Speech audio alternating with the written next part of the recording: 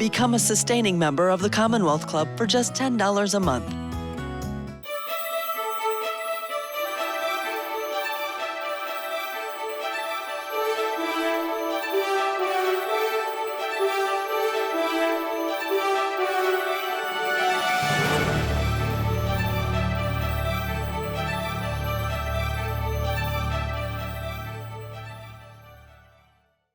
Welcome to today's meeting of the Commonwealth Club of California. I'm Elizabeth Carney. I'm the chair of the Business and Leadership Forum and your host for tonight. An evening with Rebecca Solnit, an energizing case for hope about the climate. She's written a new book, which is a compilation of a number of different authors. I think there might be 20. And so we're so happy to be celebrating that. In fact, we kind of scooped it. It's like it's not really supposed to be out yet, and we have some. So this program is presented in partnership with Bioneers 23 Conference, which takes place in Berkeley in a couple of weeks, April 6th, 7th, and 8th. Deep gratitude for all of Bioneers' support on getting the word out. So you all are here because of that, in part. All those emails that went out. To find out more, we have a table for Bioneers set out in the library, and you can find out more. Also, in a little while, they're coming down from Sonoma, is a terrific wine maker called Bee Hunter Wine. And they work with organic and regenerative agriculture, and they're bringing us things to taste. So I think we'll have fun. Please remember to silence your cell phone, and we'll begin again. Hello, and welcome to the Commonwealth Club of California. I'm Elizabeth Carney, chair of the Business and Leadership Forum, and your host for today's program, which is An Evening with Rebecca Solnit. An energizing case for hope about the climate. Also with us here on Zoom, her co-author, Thelma Young Lutunatubua, how'd I do? And her partner Fenton, and a small one that is really the whole reason why we worry about climate. So thank you. They'll join us for the first part of this program from Fiji. And then they will not have to stay around for the whole thing. Rebecca and I will have a conversation. We'll have some question and answer time together. We want to give everyone a chance to speak. So later in the program, please use the microphone if you're coming up for a question, or if you're on YouTube, use the chat box feature. Your participation in the program is really important to us. So we'll try to get to everyone that we can. And now it's my pleasure to introduce Susan Hamer from Bioneers. She'll give some background about Rebecca and the Bioneers Conference. Hi, everyone. Good evening. Thank you all for coming out. I'm very excited about this event. Elizabeth and I cooked this up a few months ago, maybe 6 months ago, to kind of as a pre-event to Bioneers. I don't know if you know that Rebecca Solnit's going to be the keynote speaker at the Bioneers Conference, which is happening in Berkeley for the first time, as we said, April 6th to 8th.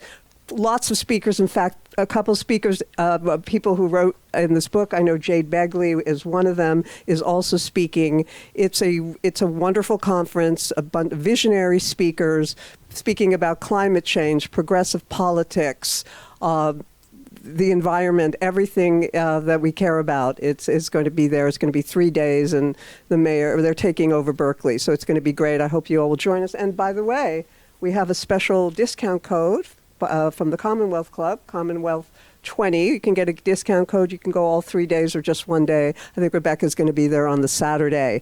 I first came across Rebecca Solnit on Facebook, of all places, and people were posting about her, and I started reading her columns in The Guardian, and I was so impressed. I kind of went, wow, this woman is everything that I care about. I read and recommended her book, Orwell's Roses, for my book club. I think one of the people in my book club is here. We so enjoyed it. We so enjoy her work. And we're so thrilled that she's going to be speaking tonight and answering our questions about hope for the climate, and it's not too late, which I'm really glad to hear. And I hope we're all glad to hear of some good news about the climate. So I'm going to ask Rebecca if she would like to, or no, Elizabeth, would you like to introduce Fenton and Thelma? I was hoping that Rebecca would come up and join me. And then maybe, you would like to say something about Fenton and Thelma to kick it off. Well, first of all, I'm so excited to see them. And Thelma is a dear friend and an inspiration. Grew up in Texas, but now lives with her husband in Fiji. He's indigenous to Fiji. And Thelma's been in the climate activist for a long time. She was with 350. She's with the Solutions Project now. And we dreamed up Not Too Late as a project a couple of years ago, launched it as a website and social media about a year ago. And then at a dinner party, I told people I was not going to do more books. I had stopped doing books because I was trying to be a better climate activist. And we had this project called Not Too Late.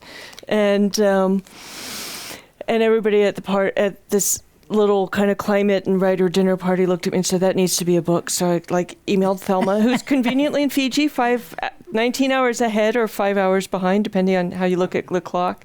And she got on board and we did a book in less than a year. So her husband is a co-founder of the Pacific Climate Warriors and is also the Pacific Island Regional Director of 350.org, and he is one of the authors in the book, or rather, he's an interviewee. Thelma co-edited this book and wrote several of the pieces, and he is the author of the famous phrase for the Pacific Island Climate Warriors, "We're not drowning, we're fighting." So welcome, Thelma and Fenton, and the baby. I don't think I need to introduce the baby, but I will say, and Thelma writes about this in the very last piece in the book, that having a baby is a pretty big, hopeful thing to do for two climate activists. So here's their commitment. Yay. So Fenton and Thelma, thank you. Thank you so much for being here. It's kind of like I think that if I look that way, you'll be able to see me. So if I'm looking in a funny way, you'll understand why. The thing that I'm really excited about is that my understanding is that the Pacific Climate Warriors have kind of done what it is that I think we're here to talk about tonight. I think that what we want to learn to do is change the narrative, change the story, so that we don't have that same dark and dismal story inside of us, but we start to, be a little bit more regenerative ourselves.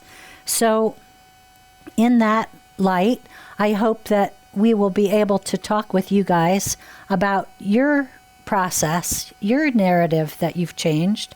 But before we get to that, I was really interested, Thelma, in one of the things that you've written, and both Rebecca and Thelma's writing is throughout this book.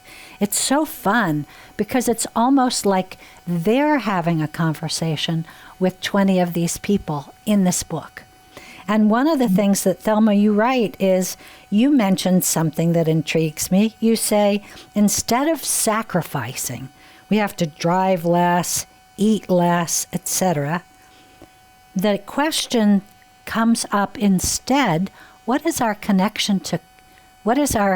relationship to connection? You write, are you getting to know your neighbors? If a flood comes through tomorrow, would you be ready to assist each other? Shifting our task list toward mutuality. And also learning to know the patterns and the plants. So that kinship would not have immediately been on my list. So thank you. You're already really changing my consciousness about this. So you want to start, you guys, by talking about the community aspect a little bit? Sure, I'll kick it off. And thanks again for having us. Benjamin and I met through doing climate storytelling work. So it makes sense that we're doing this event together and with our son, who's also been a part of the book from the very beginning. Yeah, it's for so long, the climate crisis has also been a storytelling crisis. And it's been dominated so much by the Western media, who talks about individualism so much, and it also, again, like I was saying, it talks about those restrictions. If we want to solve the climate crisis, you have to reduce your lifestyle. You have to create a mindset of scarcity. You have to focus on the individual self. But if we shift that and we think about, maybe through solving the climate crisis, we can actually build a better world. If we think about it in that way, and if we center communities in how we solve the problem, then it'll be a lot more fun along the ways. We'll have more joy. We'll build, again, more brighter, resilient, happier, more beautiful places. And I think this is how we want to shift the narrative. It's about how can we all come together, find our power, and instead of thinking of the climate crisis as scarcity, think of it as abundance. And Rebecca and I talk about this in the book, that we need to shift the story to abundance, that actually we can create a better world through this process of, standing against what is destructive, taking that down, and then rebuilding something beautiful in its place. Yeah, maybe we even got a glimmer of that with the COVID shutdown. Like the idea that we could see and feel more nature than we normally did, that was pretty astounding to many of us. So maybe that you're pointing to something that we've already sensed a little bit. Yeah, exactly. Let me take him. And Fenton, if you want to chime in. Yeah, I think the only thing I'd love to add is like this idea of connectedness, right? Both to each other as well as to the natural world, and how we really focus and be intentional and deliberate about how we build that connectedness. So much of that connectedness has helped us in the wake of a massive tropical cyclone. It's that feeling of connectedness to a neighbor that helps the rebuild happen. And like Thelma said, so much of the work right now has been about the breaking, right? How do we sort of break away from past habits that haven't served us? How do we break away from the capitalistic idea that the fossil fuel industry sort of pushes all over us? And how do we build? And so much of the way forward is how do we build that connectedness? How do we build relationality? How do we build the sort of futures we all deserve? And so much of the work that we've done as the Pacific Climate Warriors has really been in service to a story that is more nuanced, that is more complex, that really sees the human value. For a very long time, the single story that was told about my people, Pacific Islanders, in the face of this climate crisis was that we're mere victims waiting to be saved. So it really took away our agency, right? So as a collective of connected Pacific Islanders around the region, we started saying, actually, there's a fuller truth that we have the opportunity to tell this larger story about who we are as the heroes in our own story, connected to skills, traditional knowledge, indigenous wisdom, and how do we use that to really build out this future that we're all striving towards. And that's where the sort of slogan of the Pacific Warriors, Pacific Climate Warriors, came from. We're not drowning, we're fighting. It really was to tell a fuller story about who we are. And Fenton, as you've told that story, do you find that people resonate with it? And do you help us to bring that also into our own lives so that we can be heroes in that new narrative somehow? Can you give us any coaching about that? Yeah, I've definitely felt that it has become more resonant recently. I think more and more people are like, they're looking at how do we build together moving forward. And a lot of that can look like many different things.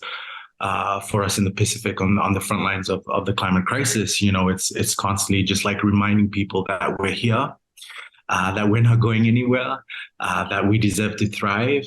And I don't know, Thelma, do you want to talk about a little bit about what that means for you? Yeah. Yeah. I'm loving this so much. This is so great. I mean,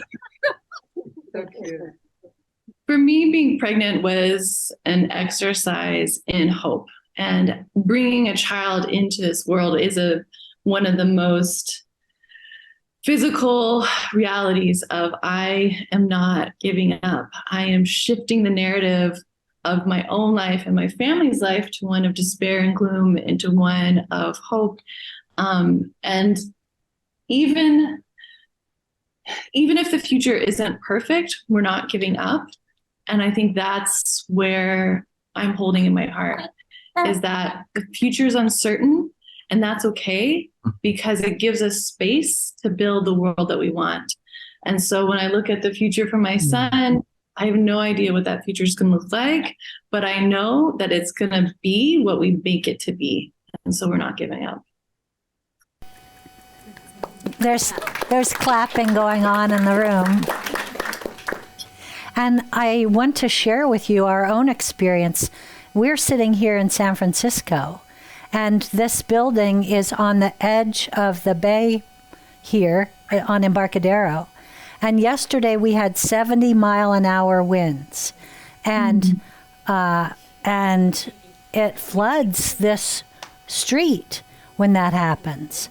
So the experience of things changing and now is not something that's just far away. It's also right here for us. Yeah, we've hit the point with climate change where it's no longer about polar bears. It is impacting every single life around the world.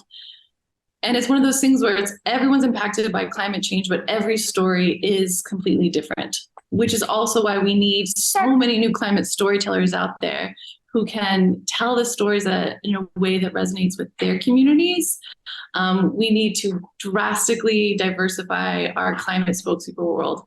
Instead of just being kind of the usual same voices, we need everyone talking to their neighbors in ways that they will relate to.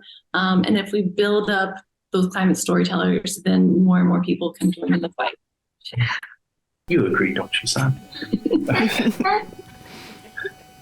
Well, we have an intention tonight of having all of us feel like neighbors, and all of us feel like a local group that can start to build up our relations with each other. So thank you for encouraging us, because, we always think we're rugged individuals, and maybe it's time for us to get better at being connected. The only way we're going to make it through the climate crisis is if we act together, and if we act as a community. There's no way to survive as individuals. So definitely get to know the people around you, and that stronger bond will resonate down the road. Are there resources that you want to share with us that might be helpful for us for doing more of that? Are there organizations or projects that you all are working on that you want to point us in that direction? Yeah, I mean, I absolutely adore the work of the Pacific Climate Warriors. They're on Facebook, they're just 350 Pacific. On Instagram, their handle is @Pacific Climate Warriors. And I encourage you to just visit their Instagram handle. They share a lot of stories about what resilience looks like on the sort of in the villages, in the different villages around the Pacific. They also are currently working on a project where they're trying to connect village to village and build resilient villages across the Pacific. And I think it's inspiring. I think it's innovative. I think they're just incredible. But I also have a very biased opinion on that.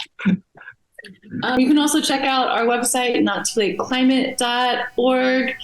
Rebecca and I have a bunch of really great resources on there. Hope you can check it out. Thelma, what's your intention with that website? We we just want it to be kind of an ongoing, kind of a touch point. If you ever hit that despair, gloomy kind of day, you can just go to the website, find one of the articles, read it, and kind of be re-energized. Same thing with the book. Rebecca and I thought of it as kind of the thing that you kind of keep in your backpack, in your bag, and you can pull out and read an essay anytime that your spirit needs it. Thank you. Is there anything else that you guys want to say to us while we're all here together? Yeah, I just want to say I think it's such a beautiful and incredible time to center creativity and art. I think in the world that we're all building together, there has to be space for art. There has to be space for poetry, for music. And so much of the folks that Thelma and Rebecca spoke to in the book also come from that, they have that background in creativity and that commitment to using creative energy to tell really beautiful stories. And so, yeah, I just encourage you to think about how you want to bring art to life in the different ways that you move through this world. Yeah. I think Rebecca's going to say a lot of amazing things, but just never forget the beautiful things in the world. There's a lot to despair about, but there's a lot to be joyous about. So never forget that. Yeah. Thank you so much for being with us, you guys. And congratulations on the book, Thelma. Wonderful Thank to you. see you both. Bye. Have a good evening. Wow, I'm going to see if we can have that baby at all our sort of hybrid events. Oh, so precious. And the baby is mentioned in the book, so it might be like before the baby even arrives. Well, we finished the book before the baby was born, but the editorial process allowed some updates, and so he's in it. That's so great. And I just think that it's such a miracle to be able to have these conversations with each other that are international conversations where we can inspire each other as needed, and also have it be super local. Like, here we all are in this room, and what can we do with that energy as well? So congratulations on the book. Thank you. I just think it's such a joyous and imaginative collection of essays. We were so excited. We essentially assembled a dream team. We asked the people we most wanted to be in this book, and everybody said yes. We have 2 intergovernmental panel on climate change top scientists. We've got other geographers and other scientists. We have leaders in the climate movement. We have people from frontline communities. We have visionaries like Adrienne Marie Brown. Our youngest contributor, I think, was 26 when she wrote for us. Our oldest was 80, Roshi Joan Halifax, the Buddhist leader.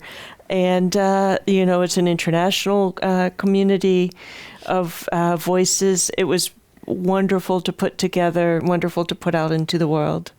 So, and this is actually the first event for it. So thank you. Yay!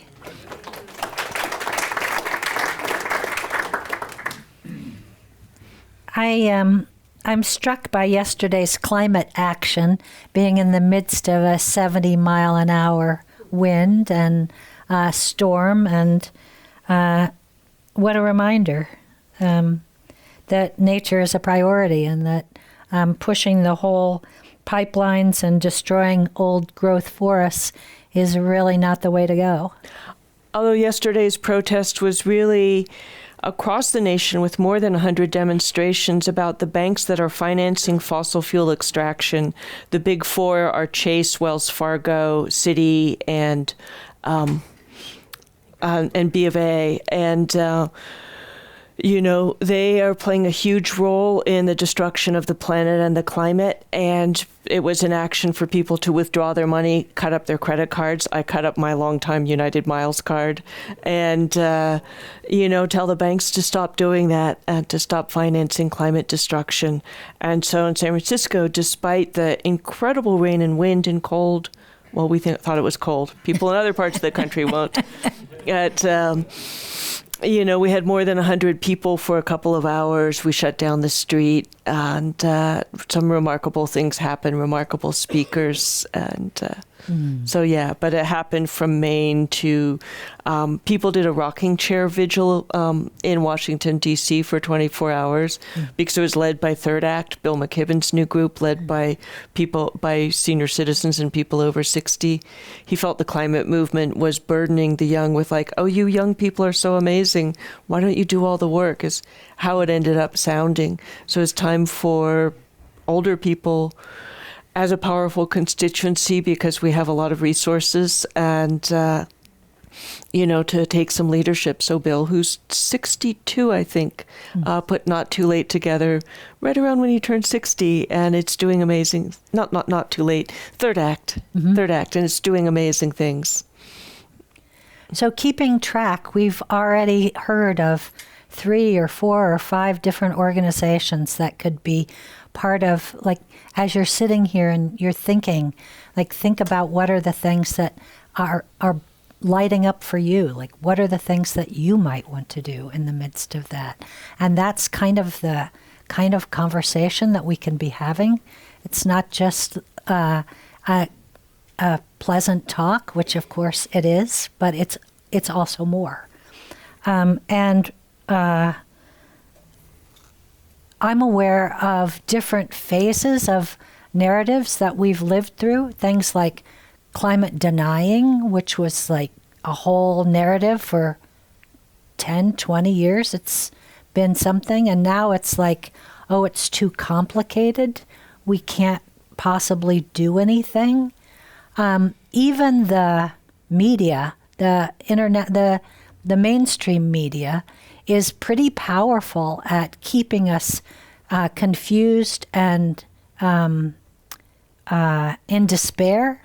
And I'm wondering, like, how you, I don't want to say consume the news, but you're a writer in that world, and like you write in essays in beautiful places that I think help to change the conversation. Help us know a little bit about how to use media to, like, we have to stay informed, but yet on the other hand, we don't really want to be burdened by it. You know what I mean?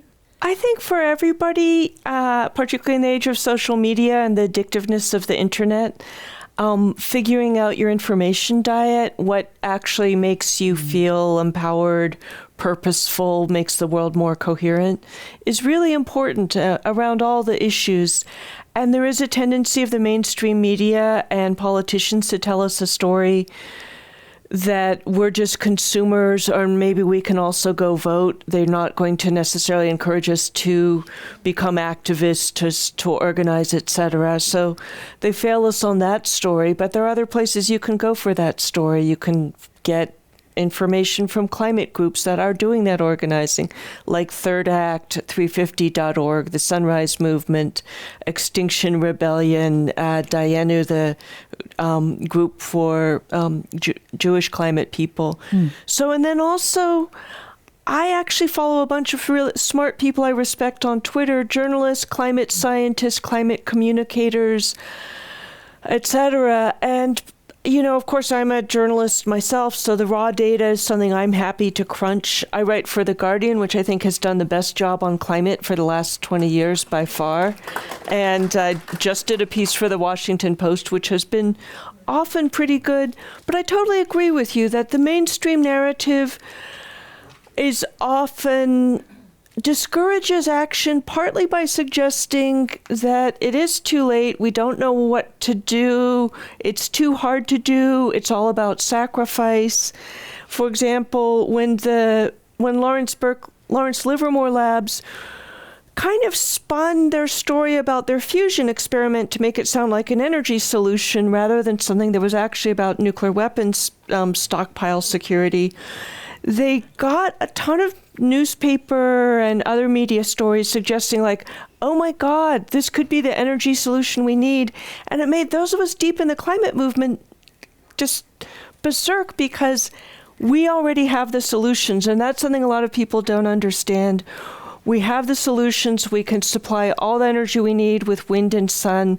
We have had an absolute revolution, an energy revolution that might be the greatest technological revolution since maybe fire and wheels. And, a revolution against fire. We're going to get energy from, not from burning things for the first time.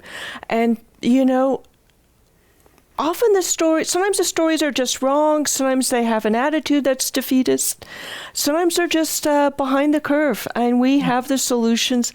And then Thelma was touching on something that's been really important to the Not Too Late Project and to us personally, which is we're also constantly encouraged, particularly by the Republicans, but I think that the Democrats and the mainstream play into it, that what's required of us is renunciation and sacrifice and austerity. And I did an editorial in the Washington Post this weekend trying to stand that on its head.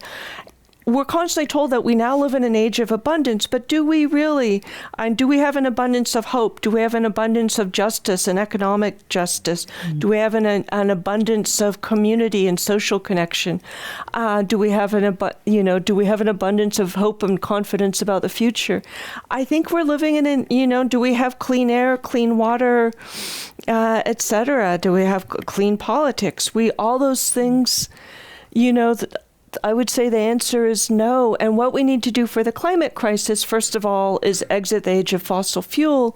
But in decentralizing energy, we can sort of leave the age in which fossil fuel politics, which have been so grotesquely corrupt, as we, observe the 20th anniversary of the invasion of Iraq by the U.S. government. But also a lot of, we don't just have to change the energy system. We have to change the culture. I think we have to change what we value, how we measure wealth, to think like, do we have good friendships? Do we have time? Do we have meaningful work? Do we live in a community where everybody has enough? Do we have clean air and clean water? You mentioned the pandemic earlier, and one of the shocking things about the pandemic was all the air pollution around the world that stopped. Recently, they had air pollution so bad from burning fossil fuel in Thailand, I think 200,000 people were hospitalized. More than 8 million people a year die from respiratory problems due to burning fossil fuels. But when the pandemic happened, suddenly in northern India, there were a lot of communities that could see the Himalayas for the first time in decades. And there's subtle things subtle losses like not being able to see the mountains that have been there for millions of years suddenly have become invisible because we burn fossil fuels. Things like that. And there's bigger things, but I think changing our criteria, our sense of what wealth is, what matters, who we are, what we need, even who we means, maybe a we that includes people who are historically excluded in the global South and the South Pacific, maybe a we that includes all living beings. And so changing the story is also, as well as the energy system, is part of the work and part of what Thelma and I wanted to put a book together about. And an accessible book, a book that, unlike most of the books I see on climate, would be really inviting to newcomers, whether because you've been overwhelmed by, all the stuff out there, or because you're 17 and, probably haven't been reading the news for a really long time. Well, and the thing that I see is that so much of it actually has to do with changing inside of us. I can remember when the EPA was started. And the EPA being started was a bipartisan action. And it was because of things like the river in Cleveland set on fire. Well, that wasn't acceptable to anybody who was living then. And so we think it's always been polarized, but it hasn't. Another illustration that you've caused me to think about was an author that I think you're fond of, The Dawn of Everything. David Graeber and David Wengrow, yes. And the thing that was so amazing about that was that using science, they seem to have upended the narrative of the myth of the stupid savage. And that lives as though it were something in our collective experience. And he completely negated it. what a powerful example of how changing the story makes a really big difference. I think we're living in an era where a huge number of stories are changing. I'm old enough. I was born into a world where women were separate and unequal, as were people of color, and that was by both law and culture completely normalized. Women kept out of the Ivy Leagues.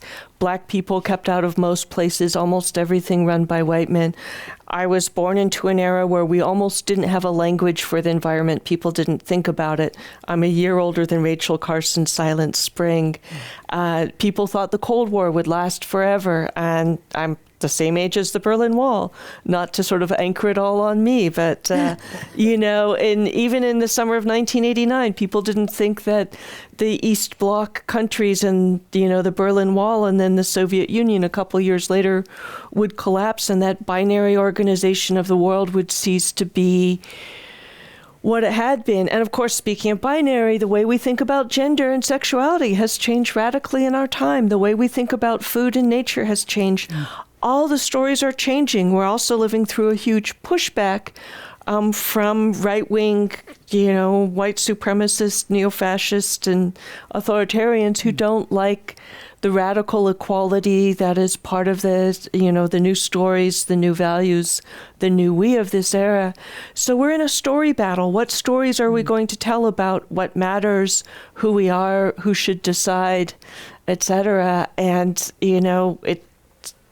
the conflict is pretty intense right now, but I think in many ways we've already won, and what we're seeing mostly is backlash. I don't know.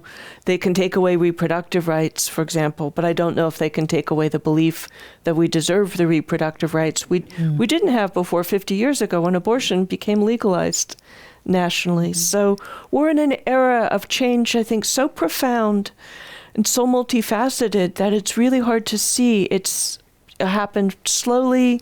It's happened in almost every arena. It's created a world, as Thelma and I like to say, that would be unrecognizable to people from 50 years ago. Part of what gives me hope for the future is, if we had a time machine and a bunch of people from 1973 showed up and we told them what the world looked like now, how different technology was, how different energy was. The UK got almost all its electricity from coal then. It gets almost none of it now and is heading towards renewable, majority energy sources. 2023 is unbelievable from 1973, which is why I think 2073 is unimaginable to us, but the unimaginable is not impossible. And what we do now builds it. We can see what people did in 1973 and after for gay rights, for women's rights, for reproductive rights, for, as you mentioned, with the EPA, the Clean Water Act, the Clean Air Act, et cetera, for environmental stuff, as well as young people kind of inventing organic farming and reaction against the pesticide era Rachel Carson talked about. So we see a world unimaginably changed in 50 years. It will be unimaginably changed again in 50 years, depending on what we do now, and which is why, as climate activists, we're so committed to fighting for the best case scenario and trying to push back the worst case scenario. We, at least my agenda for this evening is definitely includes investigating these stories and how we can change these narratives and what those might be. And I think Thelma's and Fenton's point about having the artists help us with our imagination, creating new pictures. Are there pictures in the book are there stories? Is there something that you'd especially like to share with us as far as that narrative success? And there are literally pictures. We have 5 graphics by my brother, David Solnit, who Bill McKibben today called the climate movement's artivist, which a sort of mashup of artist and activist. But there's also very rich stories by a number of people in the book. So Nikayla Jefferson, who's a young Black climate organizer who was with the Sunrise Movement, talks about organizing a climate hunger strike and how deeply distressing it was to watch these people who are close to starve themselves into, incredible danger to their lives, to try and face down the foot dragging on what was Build Back Better and the Green New Deal, which became the IRA that eventually passed. Yotam Maram tells a beautiful story about what do we do when the world is ending? What do we do when we feel like the world we're in is going to end? And he looks at Jews in the Holocaust, Native American people facing genocide, to see people who've been valiant and committed in the face of not the earth ending, in some kind of planetary apocalypse, but their world's ending in deep ways, to find inspiration for going forward, doing what you can no matter what. We have a lot of stories like that. Jacqueline Gill, who's a paleoecologist and climate scientist in Maine, tells an extraordinary story about going into an ice tunnel in Siberia where she can see the world that ended 20,000 years ago, all the frozen stuff that was alive then that isn't now. I think mammoths and things like that, to think about deep time and what kind of hope we can find from it. Adrienne Marie Brown talks about pleasure and joy as part of activism. So there's so many stories in the book. Well, and the thing that I think is that, we're human. We live as natural creatures in a natural world. And you remind us that with our imagination, we can dream up different scenarios. I think that we have so much, and the way people thought about nature even 30 or 40 years ago was nature was like half the picture, culture was the other half, and they're kind of co-equal. People in New York used to say like, oh, nature's in the past tense for us, and I used to want to yell at those New Yorkers in the 80s. You hold a cup of coffee, the coffee came from a tropical forest, the water came from, the reservoirs north of New York City, the paper came from a tree, the milk came from a cow. You're holding 4 landscapes, in your Go cup of coffee. And people don't think like that anymore. And that's something in my own work I try and map a lot. A lot of stories have changed slowly and incrementally, so that people don't often recognize how differently we think. But we do think so differently about these things. We didn't think about where food came from. We didn't, Cesar Chavez and the farm workers made us think about, well, who picks that food in the 1960s? But that kind of thinking about what is the food's impact on the environment, how many miles did it travel, all those questions. We're in a radically different world. And so we're in the middle of changing all the stories. We need new stories, as Thelma and Fenton observed, but we also have a lot of stories that are pretty new compared to where we used to be. Something that happens to me regularly, it happened when I took a look for some reason at Lord of the Rings yesterday, is looking at something I used to think was really fun, or, I really liked a great movie. It happened to me during the pandemic with Purple Rain. And I find that my values have changed. Things that were not even noticeable to me then with Lord of the Rings, it was like, wow, even the dwarves and elves are white people. And with Purple Rain, it was how cruel Prince is to the woman he's supposedly infatuated with, and how that's played for laughs, and how when that movie came out 30 years ago, probably everyone, including 21-year-old me, laughed. And I look at it now, and it's like, it made the movie unwatchable to me. And I actually kind of love going back to these things, because I'm like, wow, our values have changed. We've surfaced things that used to be invisible, rendered things intolerable that used to be tolerable. And so we're in the process of colossal change, which I think is terrifying, which is why some people are hiding out from it with Make America Great Again. I always called Make America 1958 again. Right. Trying to roll time backwards, which doesn't work. Or though in your book you do some really fun things about being in the future and looking to here, or being here and looking back. And so you play with time in some really interesting ways. We do. But we definitely don't try and make it 1958 again. Although 1958 for progressive taxation was really awesome. And the Republican Party was a relatively reasonable party. But it was a terrible time to be anything but a very small percentage of the population. If you weren't white, if you weren't straight, if you weren't male, it was a really tough world. But the thing that I notice in the way that you're speaking is that not only do you have the bigger a broad timeline, but you also have self-observation. It's like you notice how you feel about that movie, or you notice how you feel about the reaction to something that's different than it was. And I think that that helps us if we have the awareness of ourselves to be able to map that. It's quite helpful. So yes, we fall down into the mainstream media information for a while, but then we notice that we have, and we pull ourselves back out again, or be witness to our own lives. I'm not sure how much people do, and part of why we started Not Too Late as a project and then did it as a book is because there's a lot of climate despair, grief, anxiety, etc., and it comes from two things. One, I think, is bad factual information, people who think it is too late, we don't have the solutions, nobody cares, nobody's doing anything, factual misinformation like that. And you do run into people who announce, although those are the kind of weird people who seem to kind of be very excited to push despair onto everyone else, that, we're all going to, that civilization's going to die, or humanity's going to die, or life on Earth is going to die, which is not, it's going to change a lot, but that's not going to happen.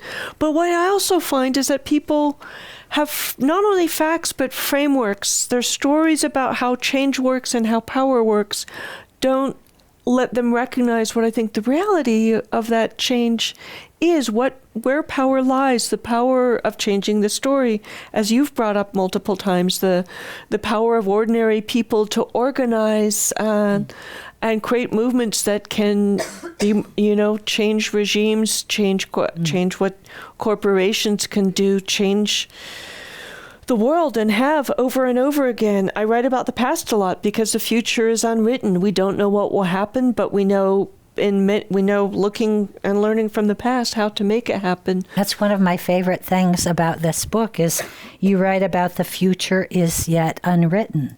I got that from Terminator. There's Terminator 3, the future is unwritten. Terminator 2, no fate but what we make. And they're kind of fun. The Terminators in time travel let them look at the fact that what we do in the present makes the future, and we can change that. Of course, we don't normally get time travelers to tell us, like, oh, this thing's going to be really horrible in 30 years. I think we're now living in the time of the Terminator, that the future of the Terminator movies, which are like, 30 plus years. We will not go into the chronology of Terminator, right. Although I could, but then you'd all watch me scratch my head for a while. But I do want to go into the chronology of this evening, and I want to make sure that everyone knows that we want all of you to pipe up and come to the microphone and ask questions of Rebecca and make inquiries, both here in this room, and also there might be some chat questions that are coming in. So please know that you're welcome to make your voice heard at this point. There's a microphone here. You can line up there if you would like. And we'll now the time to do that. And we'll continue to talk, but we want to make your voices heard too. And the comment that I wanted to make about the future is not yet written is I know you're involved with the IPCC, and they have projections, but you remind us they're projections, not predictions.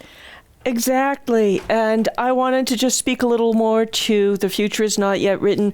One of the things that induces climate despair is the idea that the future has already been decided and there's no wiggle room. And you see a certain kind of fatalism, talk of inevitability. What's interesting for me is that that's often on the outskirts. If you talk to people who are deep in the climate movement as activists, as organizers, or as scientists, that's not at all what they say. Thelma and I were delighted to see the UN's top climate official say in response to the IPCC report released yesterday or Monday that Simon Steele said, it's not too late. The IPCC clearly demonstrates that it is possible to limit global warming to 1.5 degrees centigrade with rapid and deep emissions reductions across all sectors of the global economy. And that would mean radical change in this decade. And people think it's impossible. It's why the first essay in the book is called "Difficult is not the same as impossible." It is not impossible. It would be incredibly difficult, but entirely for political reasons. We know what to do. We know how to do it. We have all the technology. The obstacles have been for a very long time political. We have to overcome the power of the fossil fuel interests, the inertia of the status quo and the politicians serving the fossil fuel industry and the status quo, and the failure of the imagination of people who think we can't do it, it's too hard, etc. We need to build movements stronger than the status quo and the fossil fuel industry. And I've been around the climate movement since there was pretty much a climate movement. And I remember demonstrating around the corner for Rainforest Action Network in 1988, talking about, oxygen in the Amazon. So maybe longer. And the movement has grown incredibly. It's global, it's powerful, it's influential. The future looks much brighter because of what activists have done, including the way that the Green New Deal, which was ridiculed when it started out, shaped Biden's climate platform, which led to Build Back Better, which, kind of got whittled down into the Inflation Reduction Act, but did pass. We have not done nearly enough to bend the curve, but we have bent it from where it would be had we done nothing, had there been no Paris Climate Treaty, had there been no organizing, etc.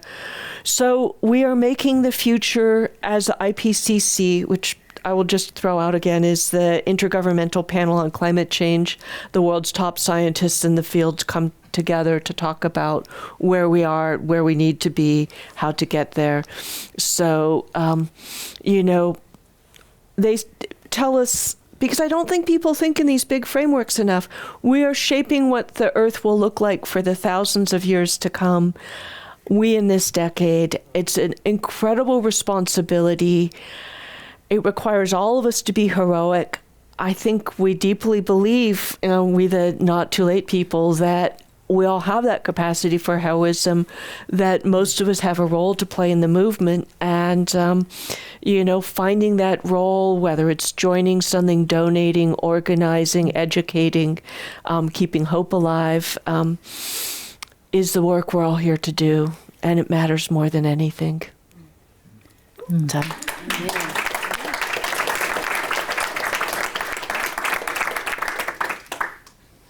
First question. Yeah. I wanted to ask about the role of fear in changing the story. I'm noticing that Hollywood story about the future, and according to climate change is, Don't Look Up, that film that just came out where things were the asteroid about to hit. There's this new show on Apple TV, Extrapolations, takes place in 2037, and things look really grim. And I was thinking back to when the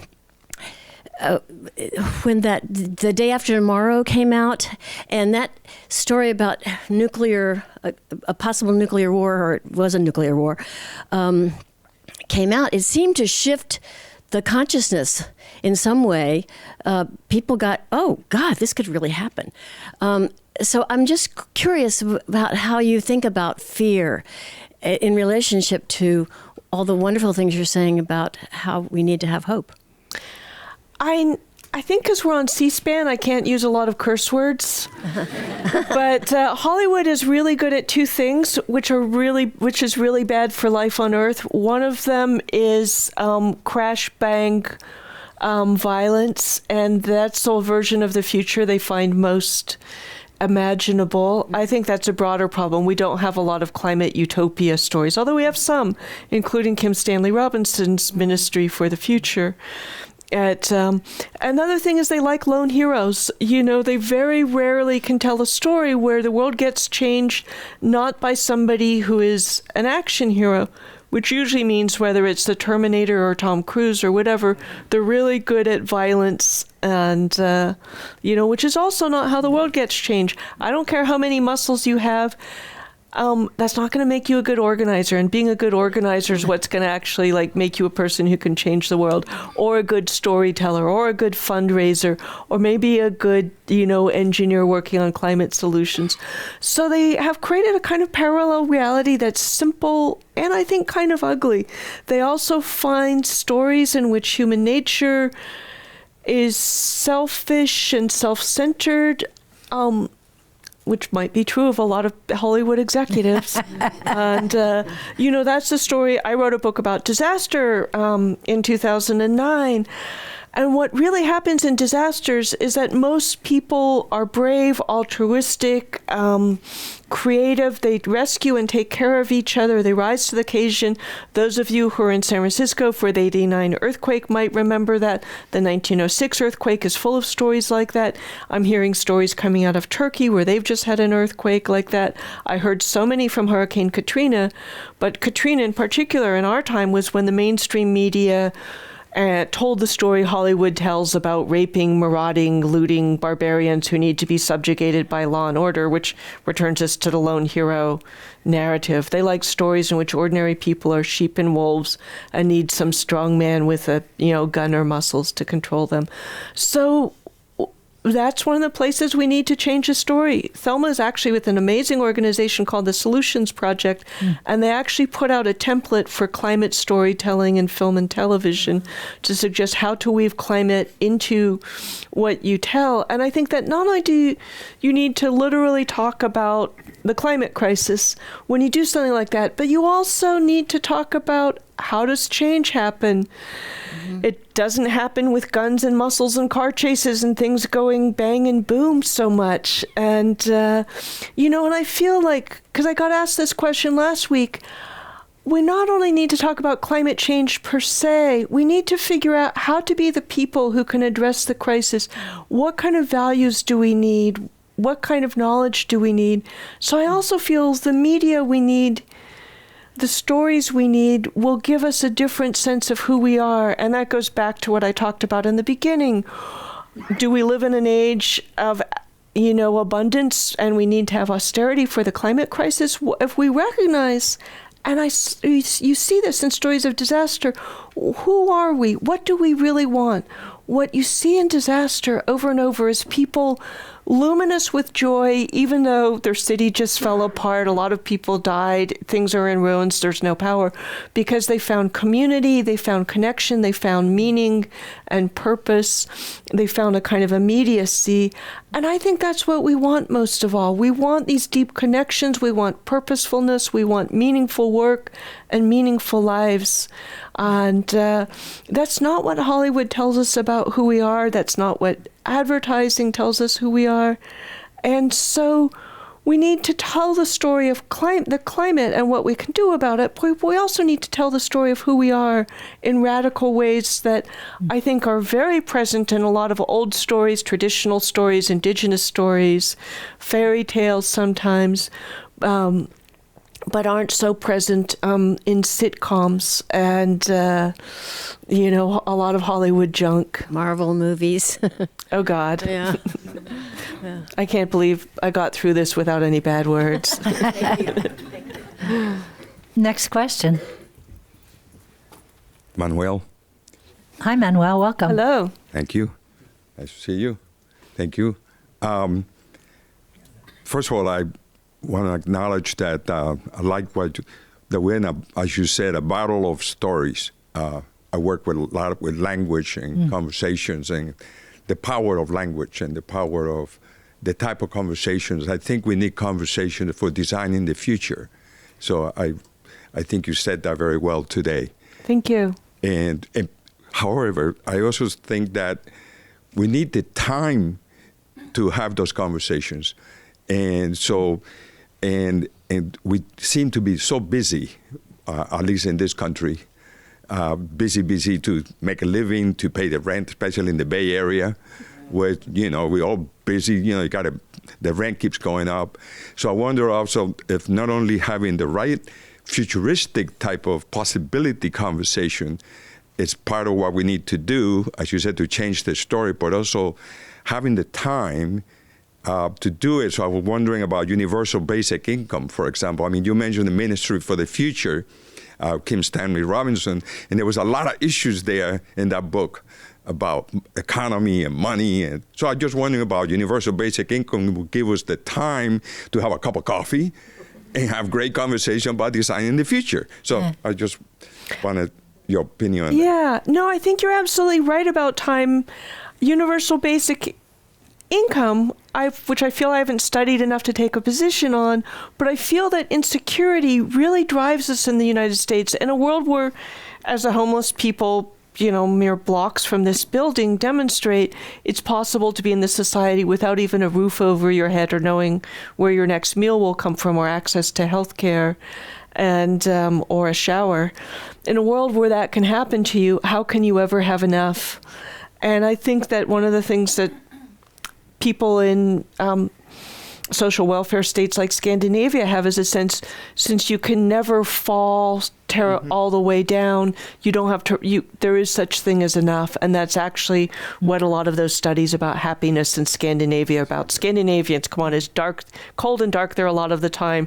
They're they're Lutherans, they drink a lot, they're not happy in, some senses, but they have a lot of security and confidence in their lives and know that their societies are basically decent that way. So yeah, but I think the time thing, I remember, I'm old enough also to remember people having a lot more leisure. The 40-hour work week, thank you unions, was actually a 40-hour work week.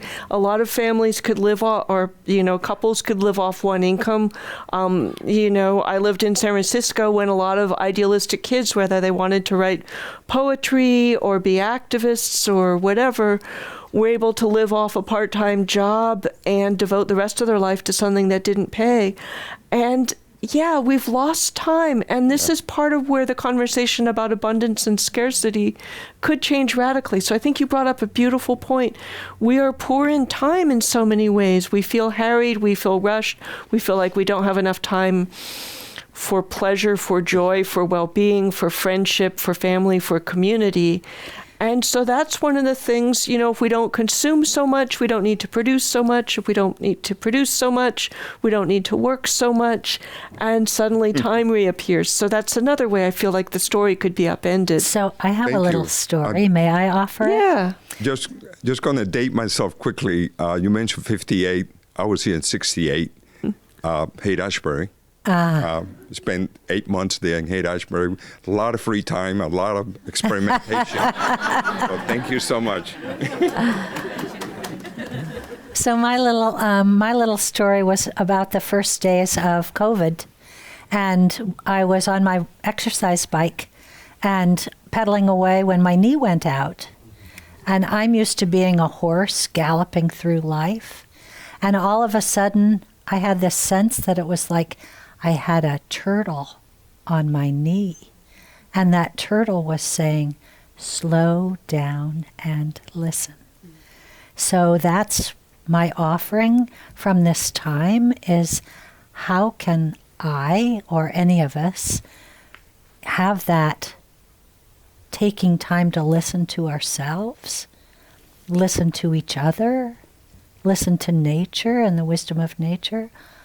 So that's my little story for this evening is slow down and listen. And for so many people, they'd like to, but time is money, and there's immigrant parents here working three jobs to keep a roof over their kid's head, and it's not because they love work so much, it's because they love their kids so much. And we really have, with, terrible minimum wages and, the cost of living, including housing in the Bay Area, healthcare, college, etc., a world that's, a country that's so much harder and so much less equal than it was really before Ronald Reagan. That's the beginning of the great regression from the relative economic equality and ease of an earlier era. And somebody just talked about being in the Haight-Ashbury in the 1960s. What the 60s, the so-called 60s was about, by which people usually mean what white kids did in the late 60s, was about people being able to drop out and live off the fat of the land, because there's a lot of fat on the land, and there was a lot of room to take chances, do things differently, and et cetera, that I don't think young people feel like they could do now. I know two people who are wanted fugitives with FBI posters about them, who then came back into the system and actually became professors with tenure and did very well. And I don't think that works that way these days. So we really changed the economy to take away people's time, take away their quality of life. And we, mostly the Republican Party, but Bill Clinton and welfare reform, et cetera, went along with it. And one of the things we could do and should do, whether or not it's universal basic income, is just remember we don't even need to talk about socialism or Scandinavia, just the world in which the UC system was tuition free, as it was for my father, in which so the social safety net was so much stronger, in which living wages were so much better for working people. And we've had that world in this country. And I think it peaked in the 60s and 70s. We could have it again, but we'd have to vote for some pretty radically different economic policies. So we've reached the point in our program where we only have time for one more question. Sorry about all. I'll try to make it a good one, guys. Yeah. I actually think that's a perfect segue to the question that I was going to ask. You were talking earlier about, I don't want to block people.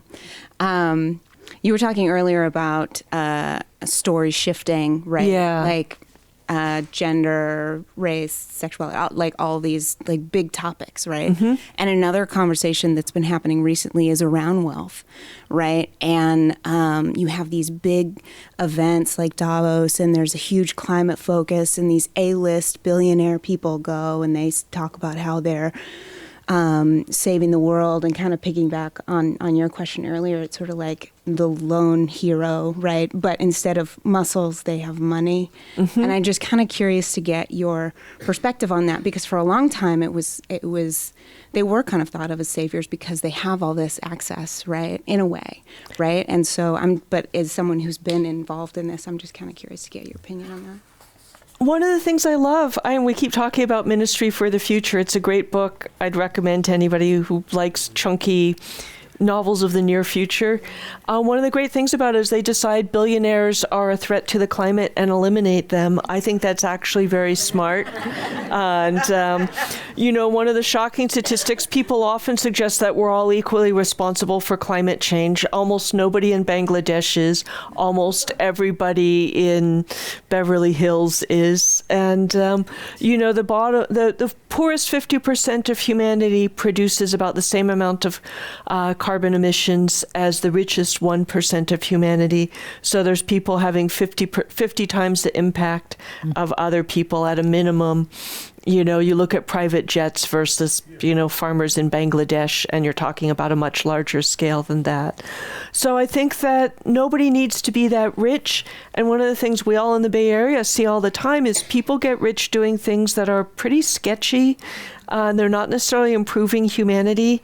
I'm looking at you, Airbnb and Lyft and Facebook and Twitter, and it's okay. Twitter didn't make anybody rich. It is making the richest man in the world a lot poorer.